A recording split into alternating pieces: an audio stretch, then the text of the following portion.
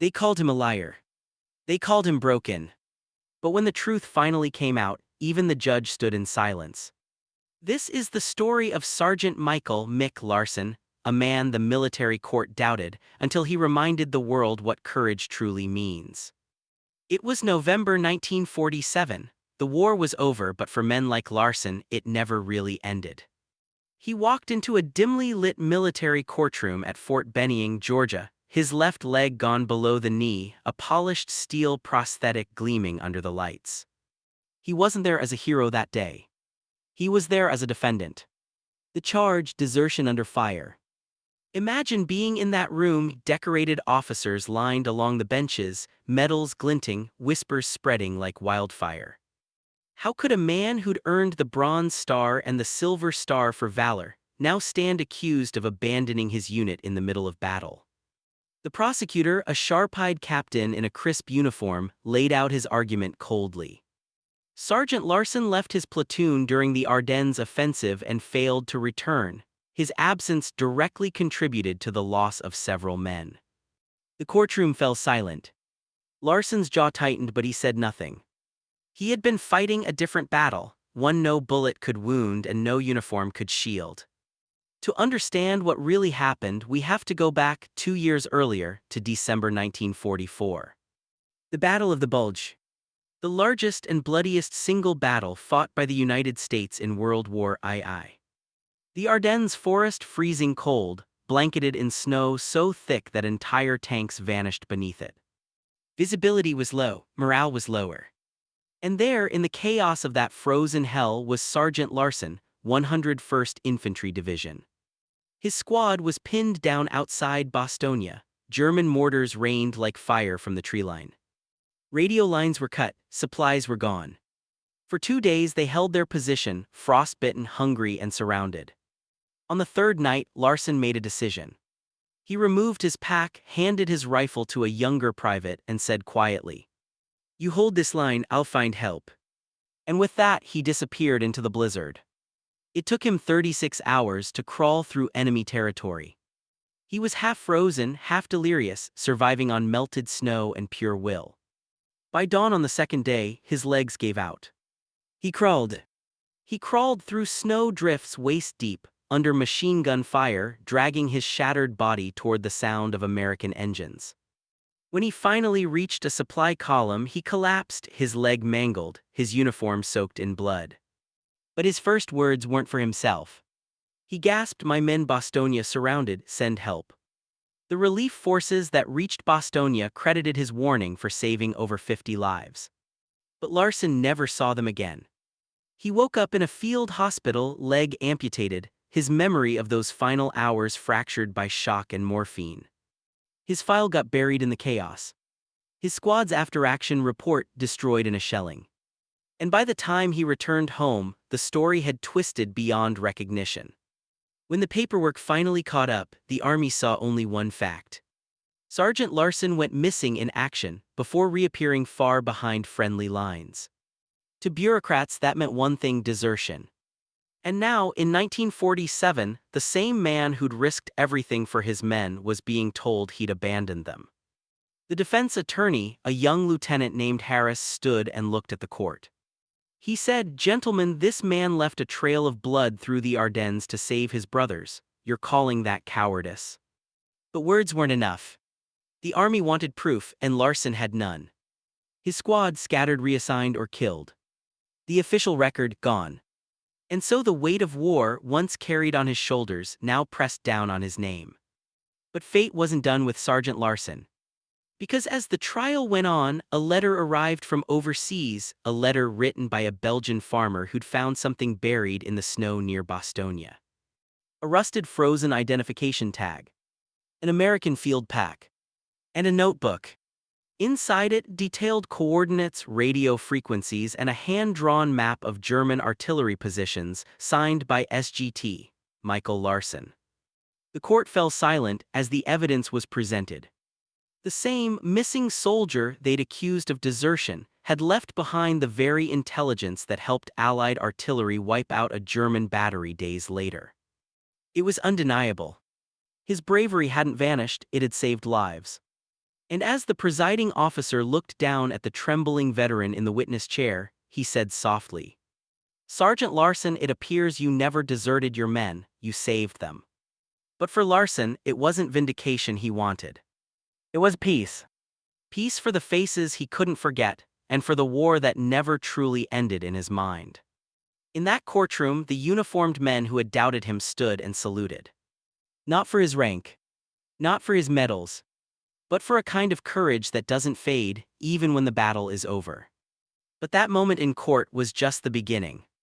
Because what happened after the verdict would take Sergeant Larson back into the fight of his life, one that no battlefield could prepare him for. Years passed, but the legend of Sergeant Larson only grew stronger. His speech was reprinted in newspapers, quoted in veterans' halls, and even read aloud at military academies. But fame never sat easily with him. He still lived modestly in a small wooden house on the edge of town, his medals tucked away in a drawer rather than displayed on a wall. Every morning, he'd wake before dawn, brew his coffee, and sit on the porch watching the sun rise, the same quiet discipline that had guided him through war. Neighbors said they'd see him staring out at the horizon, lost in thought, sometimes whispering names no one else recognized. Then one winter morning, a knock came at his door. When he opened it, two young men in dress blues stood on the porch. One was a Marine captain, the other a Navy corpsman. They looked nervous, standing before the old veteran whose story had become a legend. "Sergeant Larson," the captain said, "we're from the rehabilitation program at Walter Reed. We help train new amputee veterans. The men there, they talk about you every day. We were wondering if you'd come speak to them." Larson stared at them for a long moment, then nodded. "You boys got a long drive." "About 3 hours, sir." He smiled faintly. "Then let's not waste time." The drive to Washington was quiet. Snow covered the fields just like the Ardennes, only this time the war was gone. When they arrived at the hospital, the halls were filled with young faces, soldiers, Marines, sailors, some missing legs, some arms, all trying to piece their lives back together. When Larson entered the room, a hush fell over the crowd. Many of them had read about him, but seeing him in person, the polished steel leg, the calm, steady gaze felt different. He wasn't a myth, he was one of them. He didn't stand behind a podium this time. He sat among them, hands folded, voice low. "I used to think the hardest thing in war was staying alive," he began, "but I was wrong. The hardest thing is learning how to live again once it's over." Heads nodded around the room, a few eyes glistened. Larson leaned forward. "They'll tell you you're less than what you were, that you're broken, but I promise you you're not, you're just different, and sometimes different is what saves the next man." He tapped his metal leg gently and smiled. "This thing doesn't slow me down, it reminds me I made it home, some didn't." The room was silent save for the faint hum of fluorescent lights. One young soldier, barely 20, raised his hand. His right arm ended just below the elbow. "Sergeant," he said quietly, "how do you stop the nightmares?" Larson paused. The question hit deep. He looked at the young man and said softly, "You don't. You learn to walk with them, same as this leg. Every time I hear the guns in my dreams, I remind myself I lived. And if I lived, I still have work to do." The soldier nodded, wiping his eyes. When the talk ended, they lined up just to shake his hand. One by one, young veterans who'd lost limbs, friends, or hope, each finding a spark of strength in his presence. That night, as Larson walked out into the snow-covered parking lot, the Marine captain turned to him. "You know, Sergeant, you gave those men more than any doctor ever could." Larson chuckled softly. "I didn't give them anything, I just told them the truth." He stopped, looking up at the night sky, snowflakes catching in the light. "They'll be the ones to carry it now."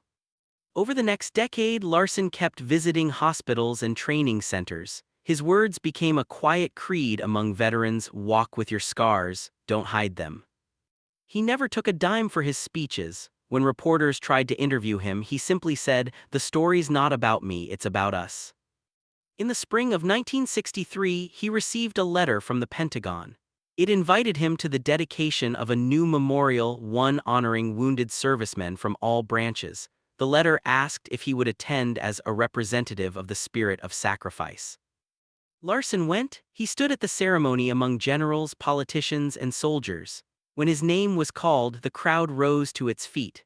The announcer spoke, to Sergeant Michael Larson, whose courage, integrity, and unbroken spirit remind us all that valor does not end on the battlefield.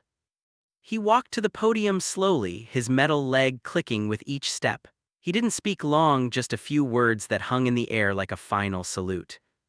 "Every man who serves leaves a part of himself behind," he said. "Some of us leave it on foreign soil, some of us carry it home in our hearts, but courage isn't something the enemy can take, it's something you give every day you decide to keep going."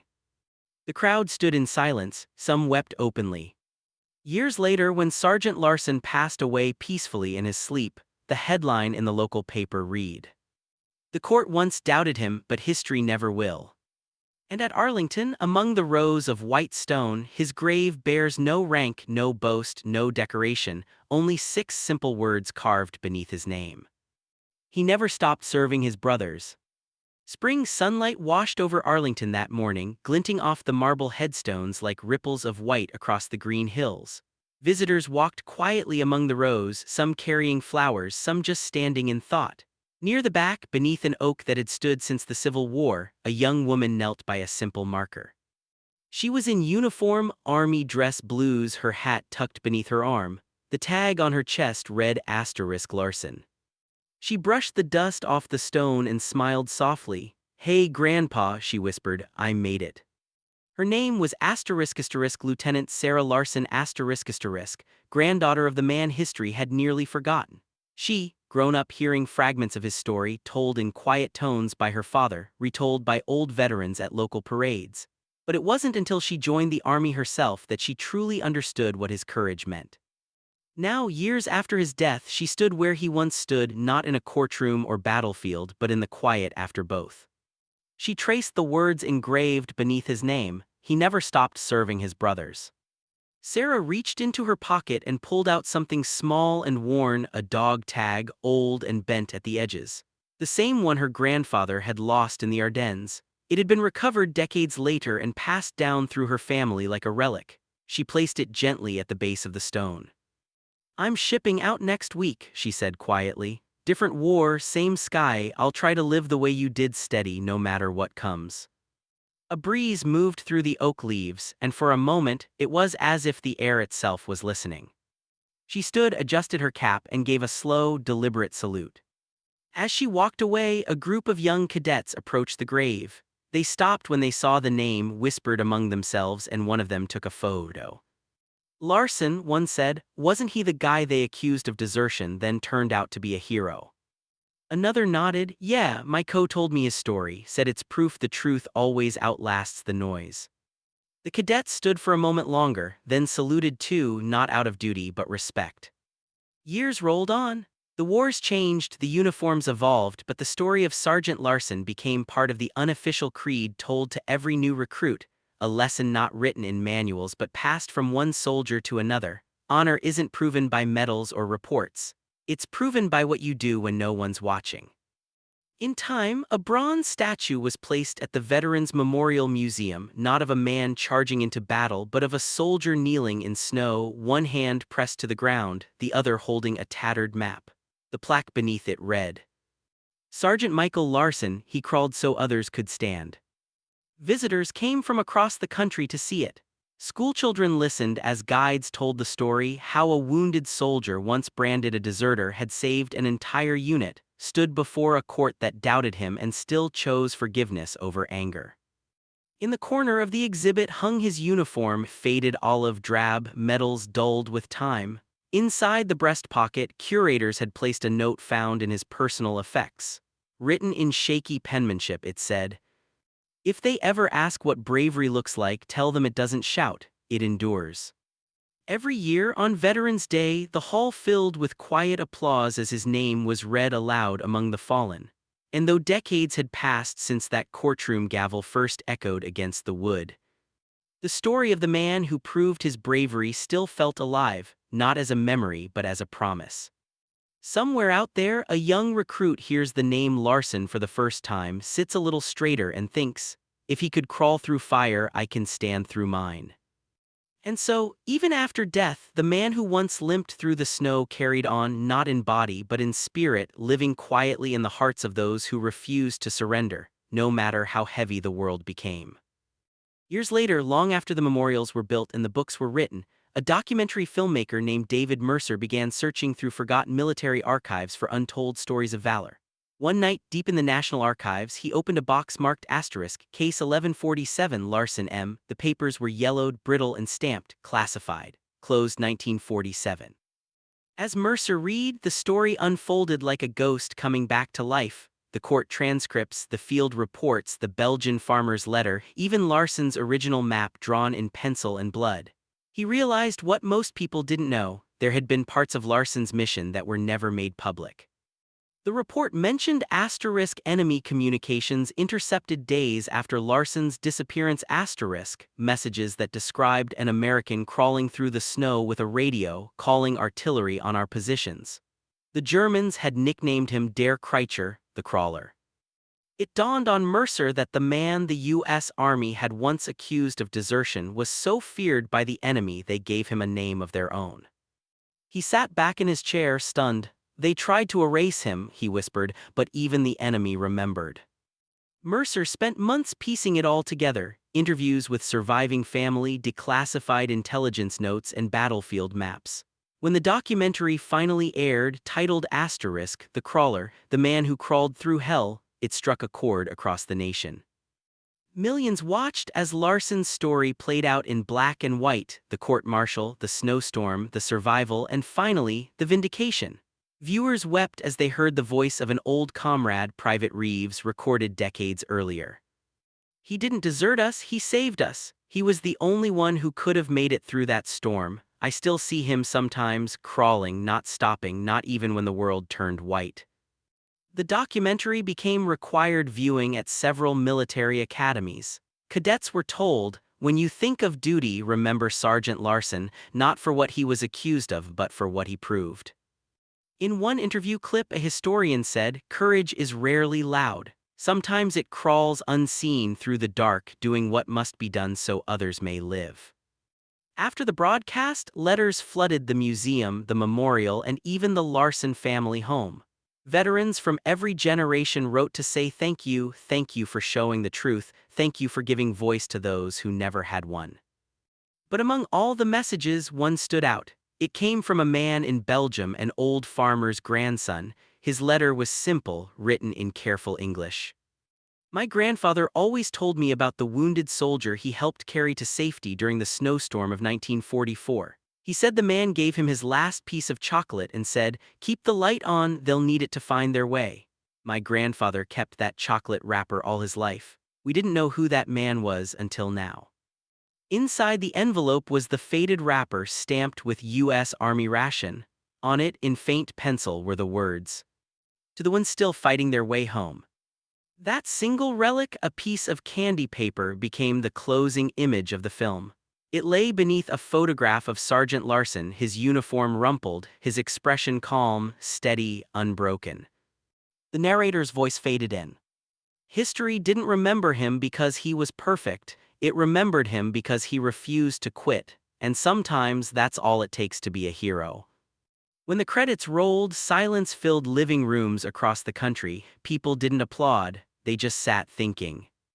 In that silence, somewhere deep in memory, the sound of wind through snow seemed to whisper again, a steady rhythm, a reminder of one man's crawl through darkness and pain toward something greater than himself. And though decades had passed since Sergeant Michael Larson drew his last breath, his story was finally complete, not in the courtroom that doubted him, nor the battlefield that broke him, but in the hearts of those who understood that bravery doesn't always stand tall. Sometimes, it drags itself forward 1 inch at a time, until the light appears. That night, after the ceremony, the cemetery stood quiet under a blanket of mist. Streetlights flickered against the polished marble rows, and the last echoes of footsteps faded into the stillness. But down the hill, a single candle burned beside Larson's grave, left by a young soldier in uniform. He wasn't part of the family nor the press. He was a newly enlisted private named Carter, stationed nearby, who'd seen the documentary months earlier. It had changed something in him. He knelt beside the grave, reading the name carved in stone. Sergeant Michael Larson, U.S. Army, 1918–1945. The letters caught the faint orange light. Carter whispered. "They doubted you, but you didn't quit. That's what I needed to hear." The candle flame trembled in the breeze but didn't go out. Carter removed a small patch from his sleeve, his unit insignia, and placed it next to the candy wrapper beneath the stone. "I'll carry your story with me," he said quietly, "every time I want to give up." The next morning, the cemetery guard found the patch and the candle still burning. He didn't move them. Instead, he saluted and walked on. Weeks passed. Across the country, veterans began writing in forums and newsletters about the man who crawled through hell. His story became a rallying cry, a reminder that even when systems fail, courage doesn't. Memorial walls in small towns started to add his name. In Kansas, a retired sergeant painted a mural of Larson, half his body in snow, half in light. In Maine, a high school named its annual essay contest after him. In San Diego, a group of disabled veterans formed a charity called Crawl Forward, dedicated to helping wounded soldiers rebuild their lives. Everywhere his story went, people seemed to find strength in it, not because it was glamorous but because it was real. A man who had every reason to quit and didn't. And in a way, that story began to heal something deeper in the country itself, the part that sometimes forgets what sacrifice really looks like. Years later, a film studio approached the Larson family asking permission to adapt his story. His great-granddaughter agreed, but only on one condition: you tell it exactly as it happened. No superheroes, no speeches. Just a man doing what he had to do. The film premiered on Veterans Day. The audience was silent when the final scene came: Larson crawling through snow, whispering into a cracked radio, his voice fatting but steady. When the lights came up, the crowd rose to their feet, not cheering, not clapping wildly, just standing, quietly honoring him. Among them were young recruits, old veterans, and families of soldiers still serving. For many, it was more than a movie. It was a mirror held up to their own pain, their own perseverance. Afterward, a reporter asked the director, "Why this story? Out of all the wars, all the heroes, why him?" The director paused. "Because he represents every soldier who was forgotten," he said. "Every person who kept going when no one was watching. Larson showed us that true valor doesn't ask to be seen, it just endures." Outside the theater, the city was cold, the streets slick with rain. But in every reflection, every window, every puddle, the lights from the marquee glowed across the sidewalk, spelling a name that would never again be erased. Sergeant Michael Larson. And somewhere beyond the reach of medals or courts, perhaps the man himself finally rested, knowing that his crawl through the frozen dark had carried him at last into the light. In the months that followed the film's release, something unexpected began to ripple through the military community. Young recruits wrote to the Larson family, saying his story helped them through basic training, through recovery, through nights when doubt crept in. One letter came from a hospital in Texas. It was written by a Marine corporal who had lost both legs to an IED in Afghanistan. The handwriting was shaky but strong. "When I watched Sergeant Larson drag himself through that snow, I realized I still had something left to give. You don't need legs to move forward, you just need will." The Larson family framed that letter and kept it beside the medals that now hung on the living room wall. Meanwhile, the Department of Veterans Affairs began using Larson's story in resilience workshops. His image, half-shadowed crawling through the blizzard, appeared on slideshows under the heading *, the strength to endure. But the legacy didn't stop there. A congressman from Wisconsin introduced a bill called the Larson Act, designed to re-examine old court-martial cases involving veterans who may have been wrongfully accused. The proposal gained quiet bipartisan support. For once, the story of one forgotten soldier was changing real policy. In the hearings, a senator read aloud a line from the court transcript of Larson's trial. "I did what I had to do. If that was wrong, then maybe the rules need changing." Those words echoed through the chamber. There was no applause, just the heavy, respectful silence of realization. Months later, the bill passed, and in its wake, dozens of veterans' records were re-examined, some cleared, some corrected, all finally heard. For the Larson family, the weight of generations seemed to lift. His great-granddaughter, Emily, who had once stood at his grave as a child, became a historian herself. She dedicated her career to uncovering lost military stories, saying, "If the world almost forgot my great-grandfather, how many others never even had a chance to be remembered?" Her first project was simple but powerful, a digital archive titled **The Voices That Crawled*. It gathered testimonies, letters, and forgotten files of soldiers once silenced by bureaucracy or circumstance. Thousands of families submitted stories, thousands of names found a home. Each year on Veterans Day, Emily would visit Arlington. She'd stand before Larson's headstone not in mourning but in gratitude. She'd bring new letters from strangers, people who had written to say how his story gave them strength. And every year she'd leave something small at the grave. Not flowers, not medals, just a folded note that read, "Still crawling forward, still remembered." On one of those visits, she noticed a group of cadets standing a few rows away, their instructor pointing toward the headstone. She overheard him say, "That man's story is why we study integrity, because courage isn't proven when people cheer, it's proven when no one believes you." The cadet stood silently, then saluted. As Emily walked away, she glanced back one last time. The morning sun caught the polished stone, and for a moment it seemed to glow not with grandeur but with quiet dignity. Somewhere deep in history's long echo, the sound of wind over snow still whispered the same lesson Larson had taught without ever meaning to. That even when the world doubts you, even when every path ahead looks frozen and impossible, a true soldier moves anyway.